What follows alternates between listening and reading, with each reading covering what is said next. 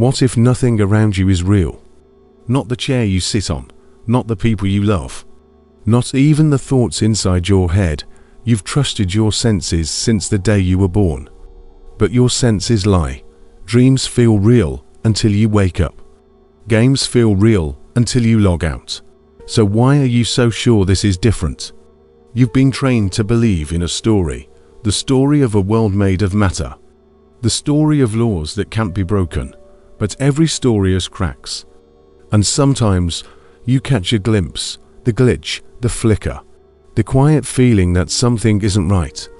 If this is a simulation, then nothing you've ever known is solid. And the real question is not what the world is, but how long will you keep believing it? You've seen it before, a strange flicker at the edge of your vision, a déjà vu that feels too exact to ignore, a moment where time bends, too fast, too slow, as if the world forgot its own script. We dismiss these moments, we laugh, we move on, but deep down, you feel it. Something is off. Think of dreams. When you're inside one, it feels perfect, solid, real. You eat, you run, you talk to people who feel alive. You don't question it until you wake up. And only then do you realize it was all an illusion. So ask yourself, what if this life is no different?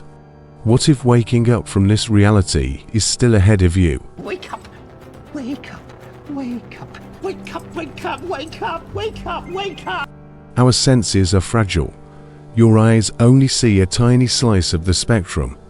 Your ears hear almost nothing compared to the waves that surround you. Most of reality is invisible to you, and yet, you trust what little you can sense as if it is the whole truth.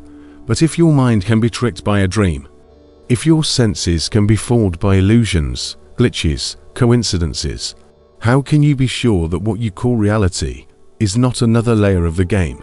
Every time you notice the cracks, the déjà vu, the patterns, the impossible coincidences, you brush it away.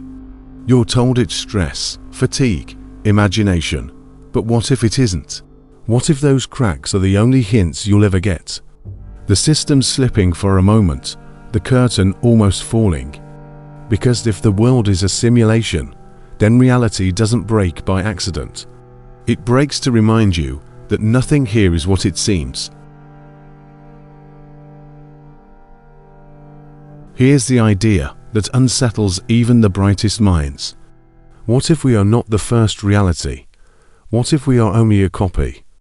A simulation, so advanced, so flawless, that we cannot tell the difference. Good job, men, on this, simulation. Simulation? Shh. This is not science fiction. It's philosophy. It's mathematics. It's probability. The argument is simple and terrifying. 1. A civilization, if it survives long enough, will gain unimaginable computing power. Power to create worlds, not just one, but billions. 2. With that power, they could simulate entire histories. Worlds with oceans, skies, and galaxies. Worlds with cities, struggles, and dreams. Worlds where beings, like you, believe they are alive. 3. If they can build countless simulated worlds, then simulated realities will outnumber the one original reality, which makes it far more likely that you are in a copy, not the source. This logic is known as the simulation hypothesis, and it has been taken seriously by philosophers, scientists, even technologists. Because if the math holds, then the odds that you are living in base reality, the real world, are almost zero. But here's the part that cuts deeper. If everything is simulated, then everything you see is code. Your city, your body, your memories, even your doubts right now, lines in a program, executed perfectly. And once you see it that way, once you imagine this world as a vast machine, every crack, every glitch, feels less like chance and more like proof. If this is a simulation, then what does that mean for you? It means your identity, The you you've spent years building might not be yours at all. It might be scripted. A role you were assigned to play. Think about it. From the moment you were born, you were given a name, a family, a culture, rules to obey. You didn't choose any of it. It was programmed into you. You go to school, you get a job, you chase money, approval, recognition. You follow the same invisible code as everyone else. And just like characters in a game, you rarely question the mission. But sometimes, the mask slips, you feel the emptiness of the rewards. The routine that once made sense feels hollow. The success you were told to want feels like a trap. If this world is simulated, then maybe that feeling isn't an accident. Maybe the simulation itself is designed to keep you distracted, focused on goals that don't matter, trapped in loops that never end. And here's the cruelest part. Even your doubts, your rebellions, might be part of the program. A controlled glitch, a line of code that lets you believe you're breaking free, when in truth, you are still obeying. This is the trap. Not just that you live inside a simulation, but that you are shaped to accept it, to never question it, to live your entire life inside a system that tells you you're free, while silently guiding every step you take. But not everyone stays asleep. Some people begin to notice.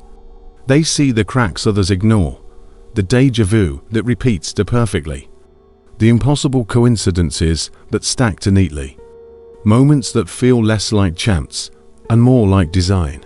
Science is starting to notice too. Physicists find strange patterns in reality, equations that suggest the universe is written in code, not chaos. And while they search for truth in labs and equations, you felt it in silence, that eerie sense the world is staged. Technology is another mirror. We build games with landscapes, stories, and characters who don't know they're not real. We create artificial intelligence that already begins to question itself. What if our hunger to simulate isn't just curiosity, but memory? What if the reason we build simulations is because we were born inside one? And maybe that's what awakening is, not proof, not certainty, but the creeping realization that the world isn't what it claims to be, that the rewards are empty, that the masks don't fit, that something deeper is calling you to look closer. Because once you see the cracks, you can't unsee them. Once you feel the edges of the illusion, the game begins to show itself. And that's the most dangerous moment of all, because awakening is not freedom. It's only the beginning. If this is a simulation, then ending this video won't matter. The program continues, the lights stay on. The script moves forward, with or without you, but something has already shifted. Because once the thought takes root, you can't go back. Every pattern feels suspicious. Every coincidence feels scripted. Every silence feels watched. Maybe that's why you're hearing this now. Because you were meant to. Because the game allows some players to wake up. Just enough to see the edges, not to escape. Not yet, but to know. And here's the part that should keep you awake tonight. If you've noticed the cracks, then the simulation has noticed you. The question isn't whether this world is real. The question isn't whether you're awake. The real question is minus. What happens next, now that you've started to see?